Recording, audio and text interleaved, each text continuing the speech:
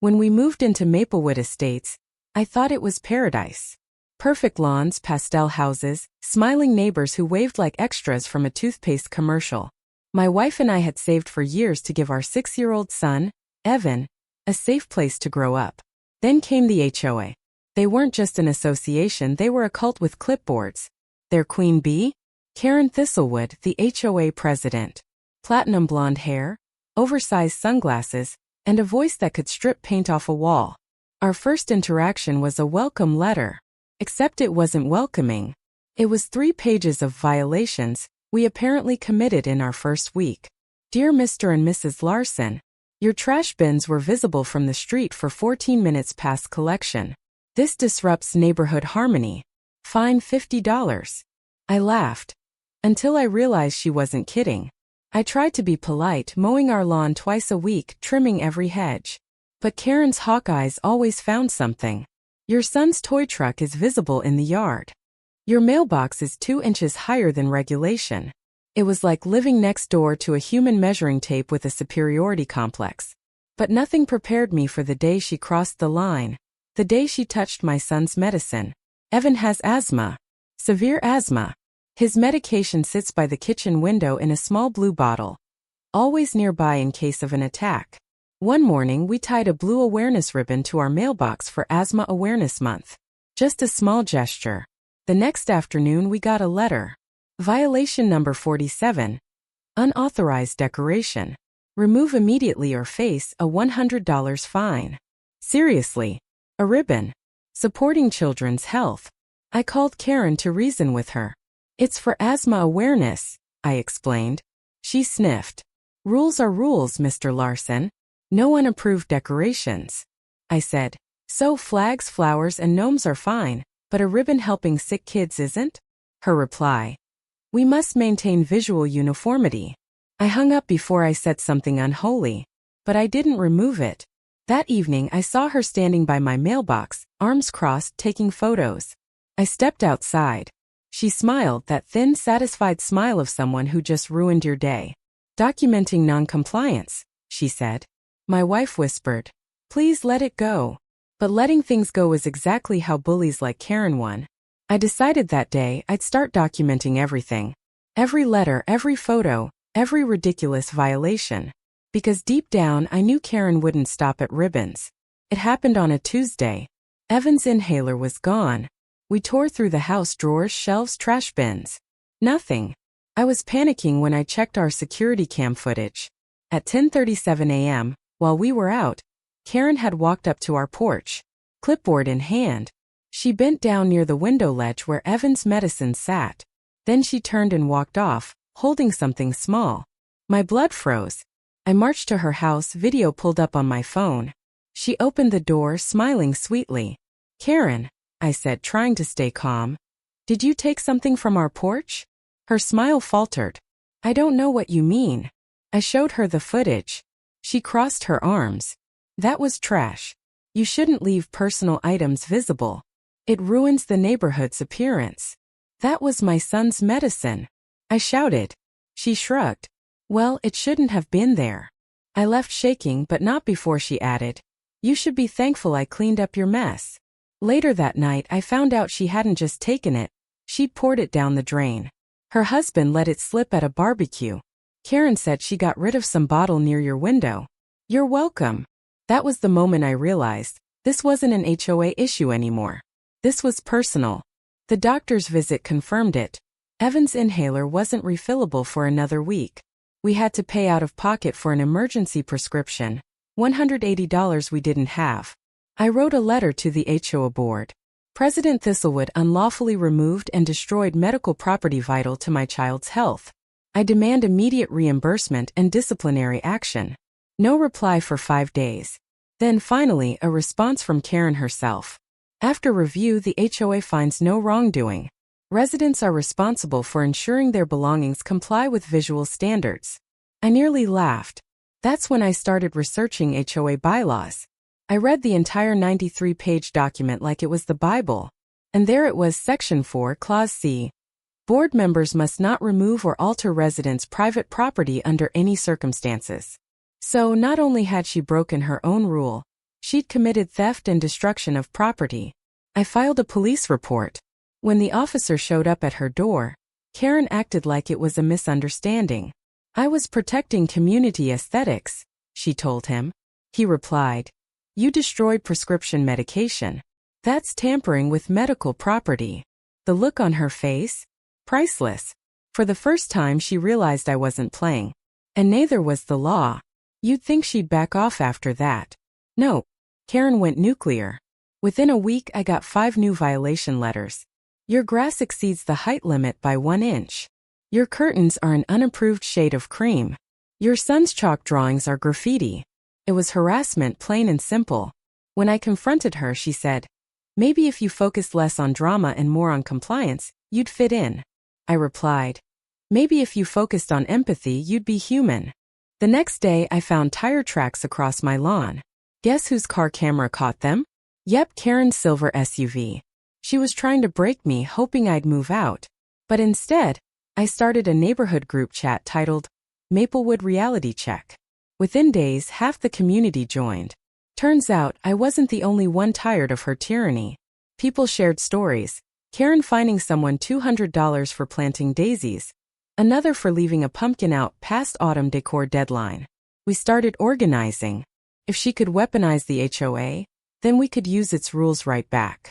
I was done being the quiet, reasonable homeowner. I was going to turn Maplewood into her courtroom. I became obsessed. Every night I documented everything. Timestamps, emails, recordings. I had a folder titled Operation Karen. The smoking gun came from an unlikely source, her own assistant, a timid neighbor named Lisa. She quietly slipped me an envelope one evening. Inside were copies of altered HOA receipts. Karen had been using HOA funds for personal expenses. $4.87, garden maintenance. Actually her backyard pool supplies. $200, community flower project. New patio furniture. I stared at the papers, heart pounding. Lisa whispered, "Please don't say I gave these to you. She'll destroy me." That's when I realized, Karen's power didn't come from authority. It came from fear. So I started sharing small hints in our group chat. Anyone else notice the HOA fund report doesn't match our fees? People started asking questions. The next board meeting was going to be chaos, and I was ready to light the match. I printed every document, labeled every photo, and rehearsed my speech like I was going on trial. Karen had poured my son's medicine down the drain. Now I was about to pour her empire down the same one. The night of the meeting, the clubhouse was packed. Every chair taken, every eye on Karen and me. She opened with her usual fake smile. "Let's begin by addressing resident non-compliance. Mr. Larson, your continued defiance." I interrupted. "Actually, I'd like to address your non-compliance, Madam President." You could hear the air suck out of the room. I held up a binder. "This contains evidence of your violations of HOA bylaws, misuse of funds, and personal property destruction." Her face twitched.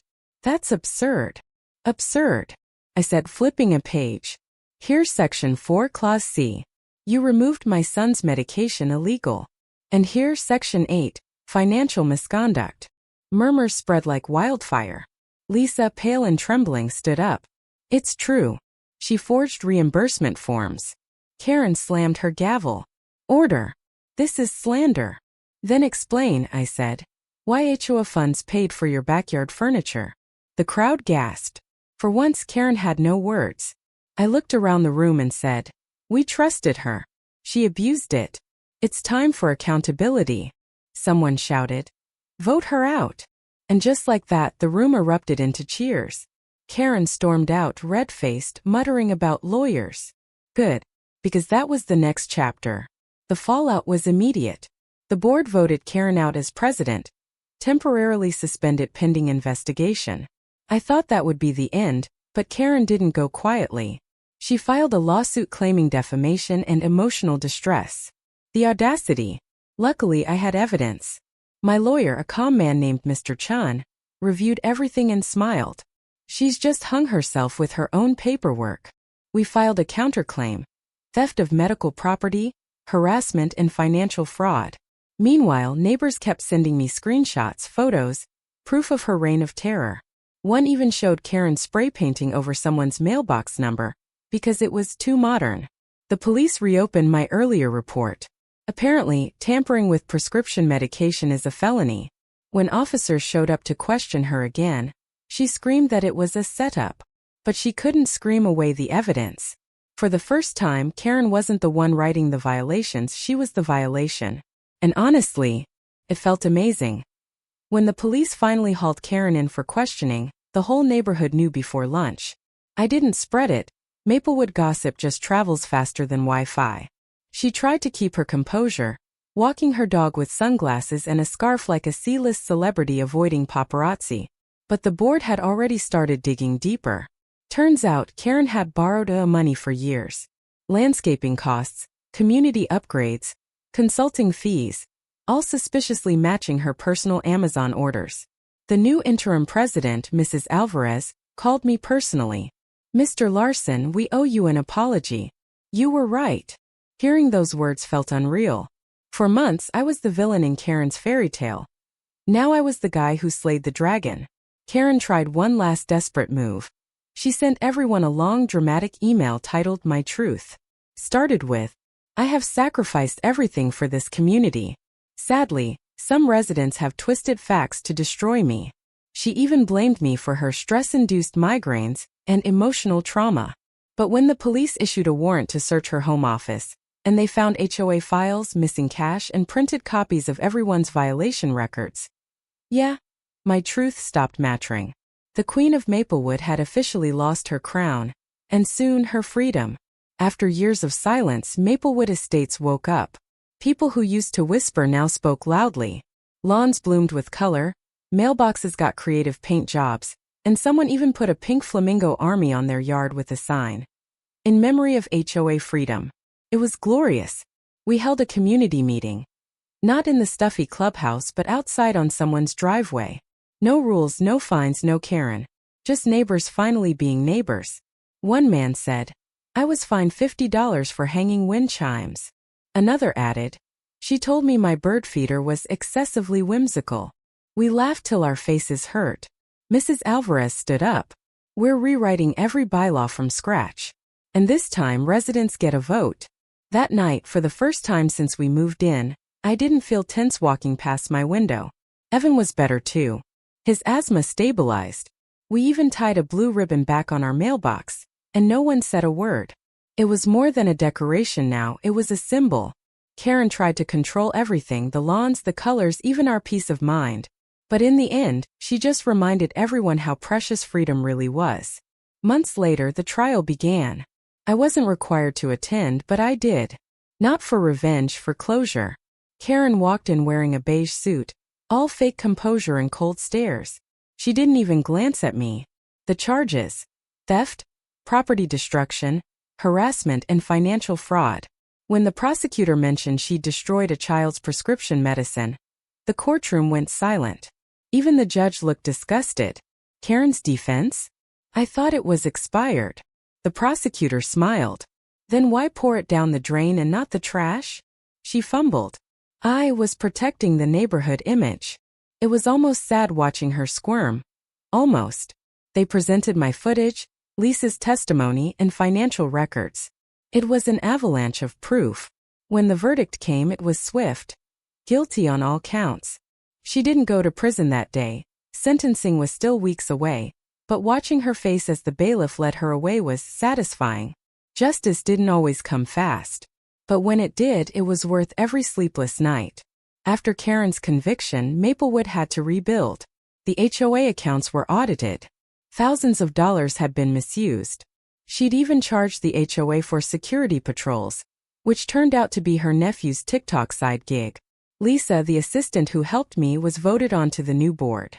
I was offered a seat too, but I declined. I didn't want power, I just wanted peace. We focused on kindness.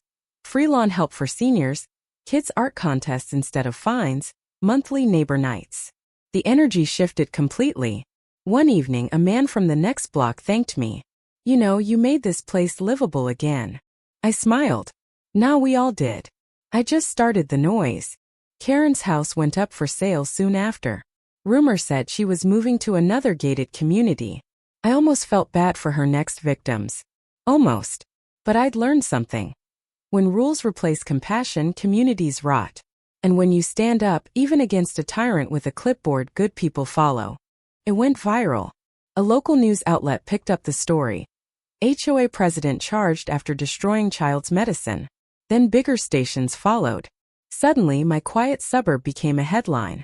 Reporters parked near our mailbox, asking for interviews. My wife declined all but one, a short piece where I said, "We just wanted to live peacefully. The rules were never the problem. The people enforcing them were." That clip hit 1 million views. Karen became a national meme. Someone on Reddit started a thread titled Karen Meets Karma, HOA Edition. Thousands of comments. One read, "Pouring out a kid's meds? She earned that sentence." When I showed Evan, he giggled. "Dad, you're famous." "Not famous," I said. "Just finally heard." The story even made other HOAs rethink their policies. A few sent me thank you emails for inspiring reform. It felt surreal. The whole nightmare had turned into something bigger. A reminder that sometimes, doing the right thing shakes more than one fence. The courtroom was quieter this time. Karen stood before the judge, chin trembling. The sentence: 18 months in state prison, plus restitution to the HOA and to us. When the judge read it, Karen's facade cracked. She whispered, "I was only doing my job." The judge replied, "No job gives you the right to endanger a child." Evan's hand slipped into mine. "Is she going to jail, Daddy?" "Yes, buddy," I said softly. "She is." Afterward, Mrs. Alvarez hugged me. "You did what none of us had the courage to do." I smiled. Sometimes standing up for one small thing fixes everything big. As we left, Karen's former friends avoided eye contact. Her once feared presence had shrunk into silence. It wasn't revenge, it was balance restored. And for the first time in a year, Maplewood felt peaceful. A year later, everything changed. The lawns were vibrant, but not identical. Kids' bikes lined driveways. People waved genuinely now, not because they had to. Our mailbox still had that same blue ribbon. Faded but proud. We even started a community garden. The kind Karen once banned for being messy. Life felt normal again. One afternoon, Evan asked, "Dad, do you think Miss Karen learned her lesson?" I smiled. "I hope so. But even if she didn't, we did." He nodded thoughtfully. "I like our neighborhood now." "Me too, kid." We planted new flowers that day. Bright, uneven, imperfect. And I realized something. Perfection was never what made a place beautiful. It was the people, the kindness, the small rebellions that reminded everyone what mattered. Sometimes I replay everything, the letters, the fines, the confrontation, the trial. It feels like a movie I still can't believe I lived through. Karen thought she was maintaining visual harmony. But all she did was expose the cracks in her own reflection. She poured my son's medicine down the drain to prove a point. But that single cruel act poured out her own future instead. Justice doesn't always roar. Sometimes it arrives quietly, like neighbors planting flowers where fear once grew. Today, Maplewood is better than ever. No fines, no threats, no clipboards. Just laughter, barbecues, and mismatched mailboxes. And that's the best part. Every imperfection tells a story. If Karen ever sees this, I'd tell her, "You could have been part of this piece. You chose control instead." Then I'd smile watching Evan ride his bike past that old blue ribbon and whisper, "Looks like harmony finally found us, just not the kind you enforced." The end.